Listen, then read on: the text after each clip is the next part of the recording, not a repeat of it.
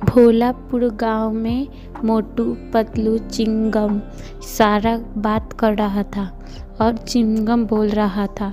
सुनो मोटू पतलू, मैं सबको गोली मार दूंगा अगर डॉक्टर झटका के पास से कोई पतंग नहीं खरीदा तो। तब मोटू बोलता है, ऐसा क्यों चिंगम सर, हम लोग के पास तो पैसा ही नहीं है। तब मोटू बोलता है, अरे मेरे पास तो समोसे खाने के अलावा कोई भी पैसा नहीं रहता है। मैं तो समोसा खाकर ही सारा पैसा खत्म कर देता हूँ। मैं कहाँ से पैसा लाऊंगा। तब बोलता है चिंगम सर, हो पैसा या ना हो, हम तुमको खरीद के देंगे, पर तुमको उड़ाना ही पड़ेगा पतंग, नहीं तो चिंगम के गोली से कोई नहीं बच पाया है और ना कोई बचेगा, मैं उड़ा दूंगा।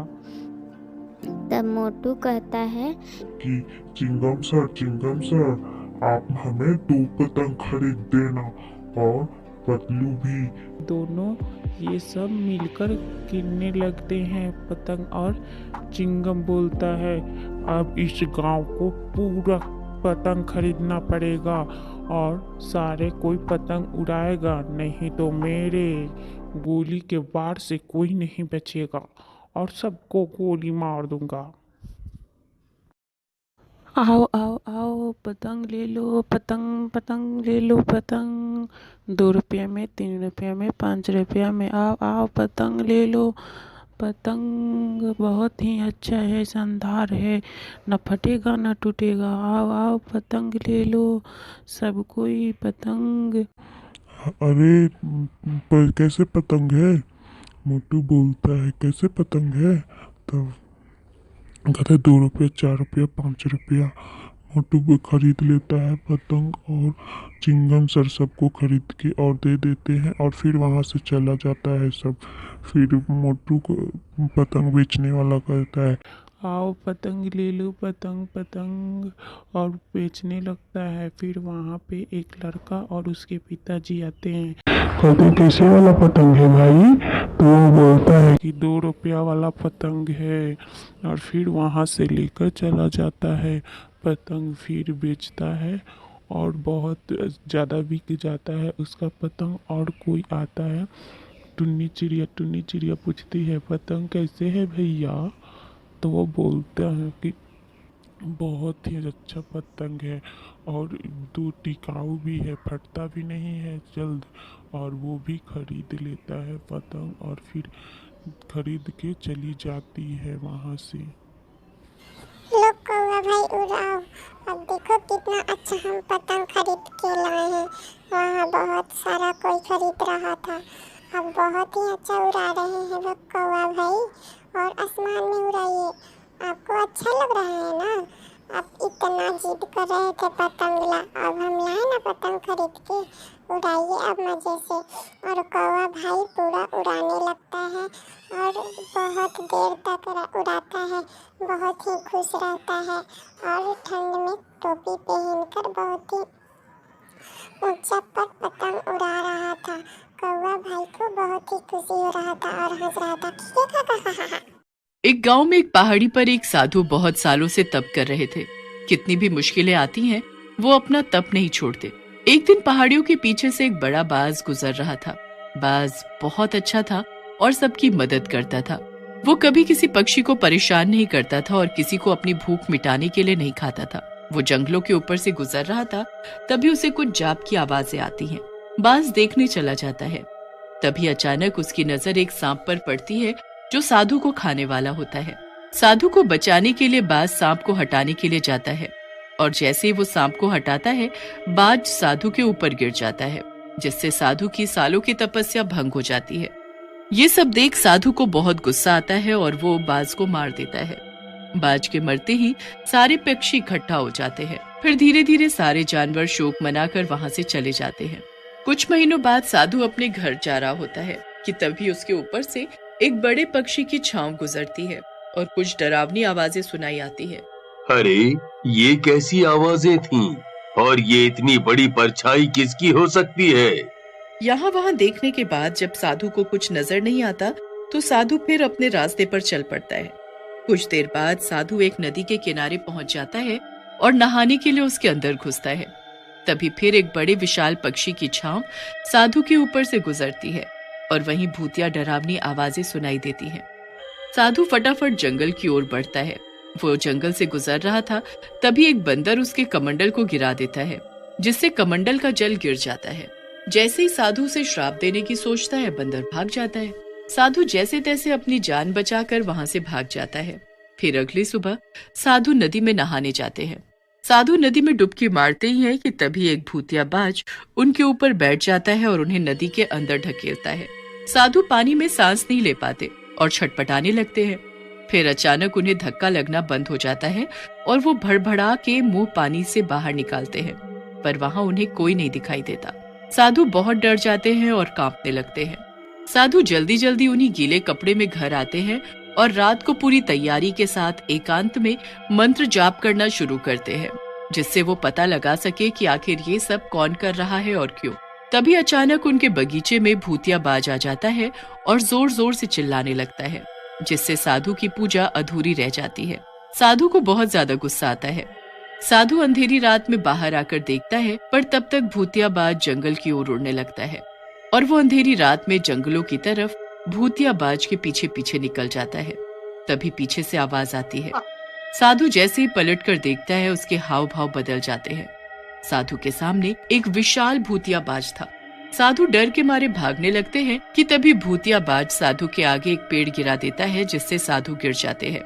फिर भूतिया बाज साधु को पंजे में उठाकर पहाड़ी के बहुत ऊपर ले जाता है और कहता है। भूतिया बाज अपने खूंखार रूप में आ जाता है। उसके पंख कटे हुए, आंख लाल, गर्दन पर खून ही खून और बड़ी चोट। साधु ये देख बहुत घबरा जाता है और वहीं बेहोश हो जाता है। अगली सुबह जब साधु की आंख खुलती है, वो अपने आप को अपने घर पर पाता है। तभी वो रात के बारे में सोचने लगता है। साधु ये सब सोच ही रहा होता है कि तभी गांव में हल्ला मच जाता है। सब यहाँ वहाँ भाग रहे होते हैं। एक आदमी साधु के पास आया और कहता है। साधु ये सब मन में बोल रहे होते हैं कि तभी विशाल भूतिया बाज पूरे गांव में तबाही मचा देता है।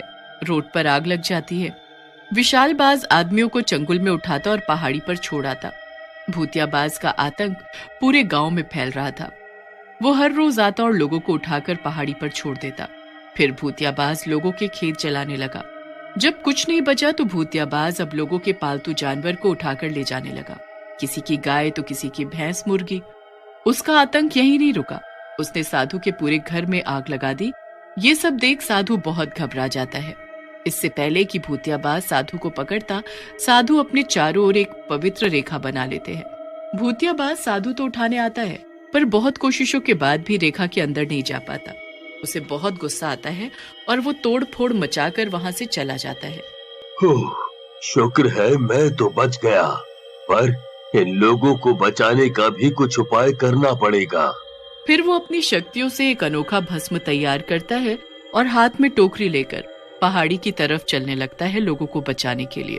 जैसे ही भूतिया बाज को इस बात की भनक लगती है, वो साधु के रास्ते में बहुत सारे सांप छोड़ देता है। ये सब देख साधु के पांव लड़खड़ा जाते हैं, पर साधु जैसे तैसे बच के आगे बढ़ते हैं। तभी उनके आगे कुछ हाथी आ जाते हैं जो उन्हें आगे बढ़ने से रोकते हैं।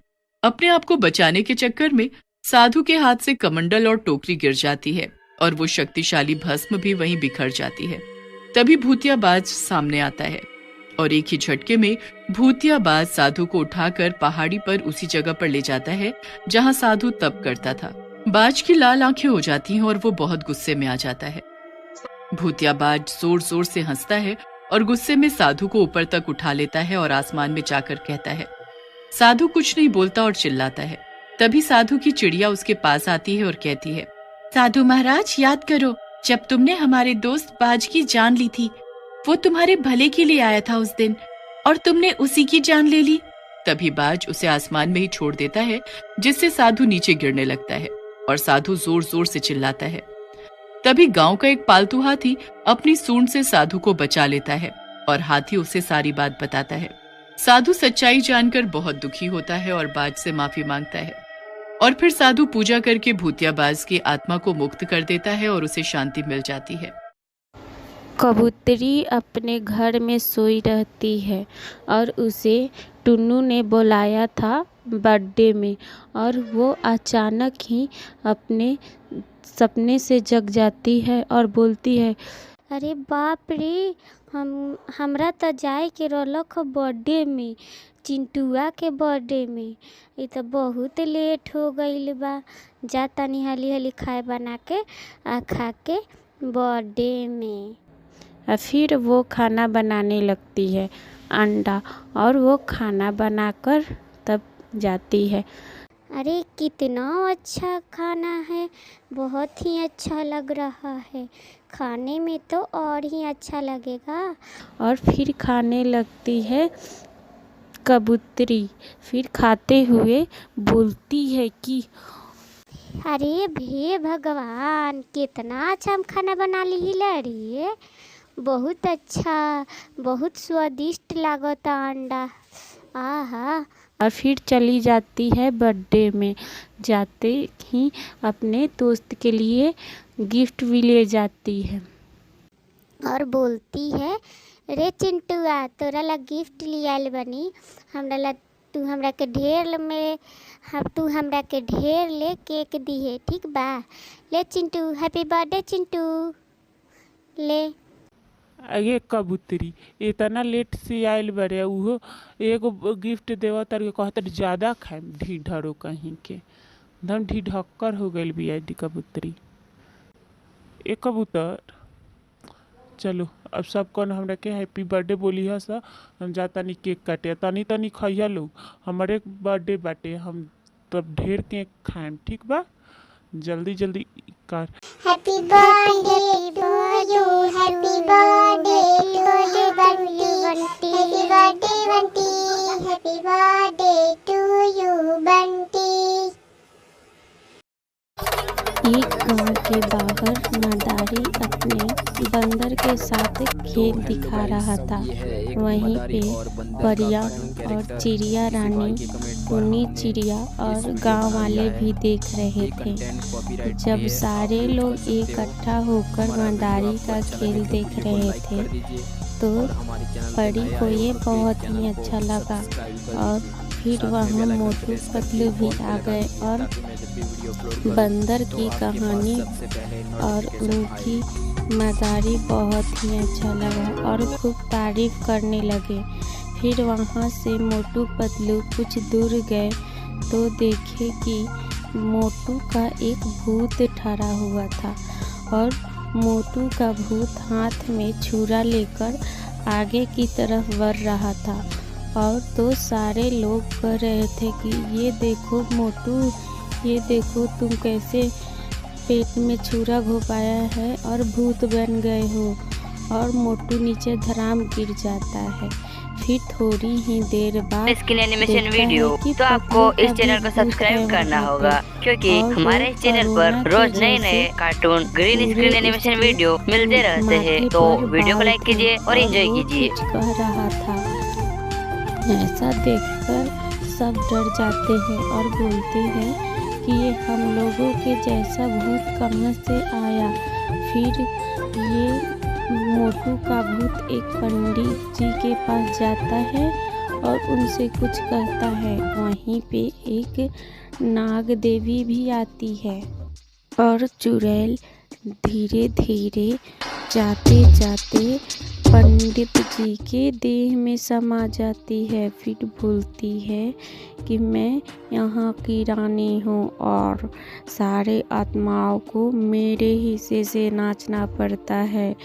मैं मोटू पतलू सबका आत्मा को यहाँ कैद रखी हूँ। इससे गुस्सा होकर नागिन उसे गायब कर देती है।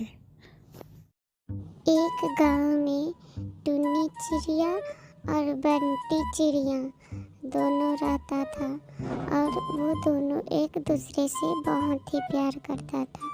लेकिन एक दिन टुन्नी चिड़िया का शादी हो रहा था, इसलिए बंटी चिड़िया इधर से उधर, उधर से इधर साइकिल चलाकर उसे लेके भागने की फिराक में था, इस गांव से उस गांव। और बंटी चिड़िया अपने घर में बैठकर बहुत ही दुखी मन से सज संवर कर बैठी थी। और वो सोच रहे थे कि कैसे हम इस घर से बाहर निकले और कैसे इस घर से बाहर निकल के टुनटुन चिड़िया के साथ भाग जाए।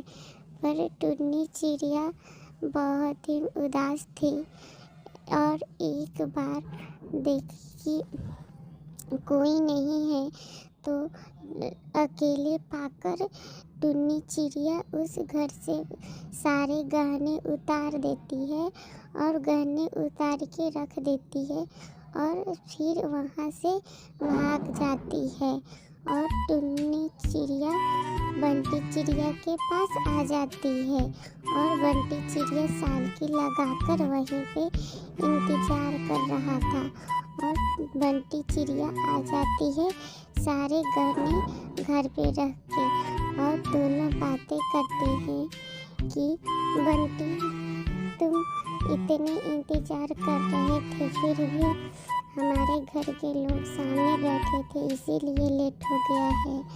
और दोनों बैठकर बातें करते हैं थोड़ी देर के तक।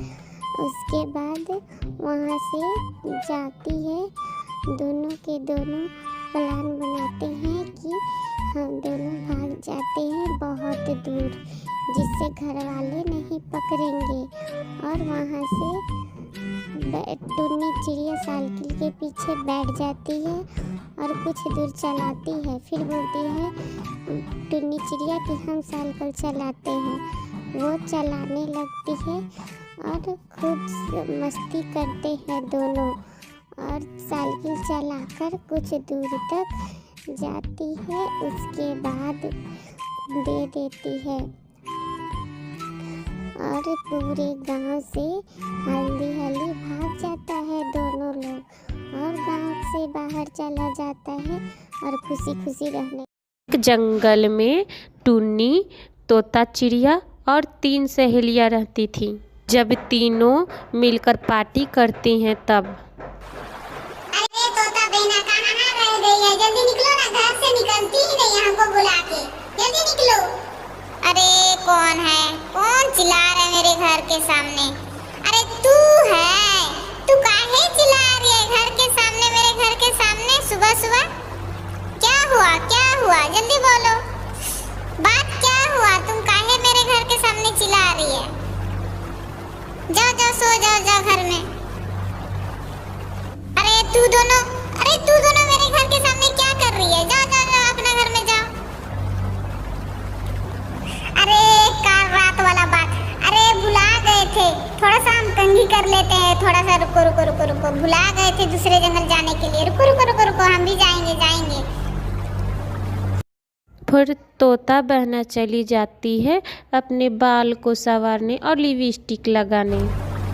अरे तू कितना लेट करेगी? जल्दी निकलो बाहर, हम लोग को लेट हो रहा है तो जल्दी जल्दी बाहर निकलो। चलो चलो, तैयार हो गई, चलो। अरे तीनों एक ही साथ निकले थे, वो कहाँ रह गई? पता नहीं क्या करते रहते, अब कंघी करेंगे, मेकअप करेंगे थोड़ा सा, कितना मेकअप करते करते बुढ़ा जाएगी लगता है, बुढ़ापे में भी मेकअप करेगी, पता नहीं कितना लेट आएगी, समझ में नहीं आ रहा है। तभी से हम लोग आके यहाँ बैठे हैं, कितना देर इंतजार करेंगे उसका? बाप रे बाप, कब आएगी? हम लोग बैठे बैठे थक गए हैं। अरे तू इतना लेट करेगी तो कैसे चलेगा? अरे थोड़ा सा कंघी कर रहे थे, मेकअप कर रहे थे, ऐसे बाहर थोड़ी ना निकलते हैं हम, अच्छा से मेकअप करके निकलते हैं, समझी? अरे तुम लोग तो मेकअप कब करती भी नहीं है, तब भी सुंदर लगती है। अच्छा टुन्नी चिड़िया, तुम क्या बता रही थी कि मेरा घर जाएंगे? हाँ जाना तो पड़ेगा ही, चलो चलो चलो जल्दी चलो, लेट हो जाएगा नहीं। हाँ चलो टुन्नी, चलो चलो। अरे उन दोनों कहाँ रह गई? जल्दी से आ जाना, तुम दोनों कहाँ रह गई? क्या बनाएंगे दोस्तों के लिए? अरे चाउमीन बना लेते हैं। हाँ चाउमीन ही ठीक रहेगा। अरे उन दोनों अभी तक क्यों नहीं आई? आना